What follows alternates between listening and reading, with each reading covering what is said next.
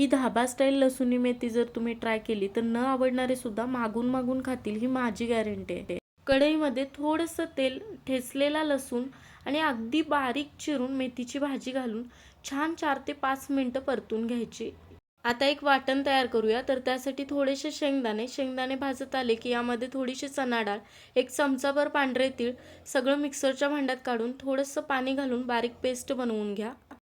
आता फोडणीसाठी कढईमध्ये थोडंसं तेल, यामध्ये जिरे, बारीक चिरलेल्या 15-20 पाकळ्या लसूण घातला. बारीक चिरलेला कांदा घालून पहिल्यांदा छान सगळं परतून घेतलं. त्यानंतर टोमॅटो वरती मीठ घालून छान सॉफ्ट होईपर्यंत भाजून घेतलं. लाल तिखट, हळद, धना पावडर, गरम मसाला घालून छान मिक्स करून घेतलं. तयार करून घेतलेली पेस्ट, त्यानंतर मसाला शिजण्याइतपत थोडंसं पाणी घालून 2-3 मिनिटं परतून घ्या. शिजवून घेतलेली मेथी घालून छान मसाल्यासोबत मेथी शिजवून घ्या. 4 ते 5 मिनिटातच आपली भाजी शिजते. चवीला असली भन्नाट झालेली मेथीचीच भाजी पण अशी वेगळ्या प्रकारे बनवून बघा, चवीला अप्रतिम होते.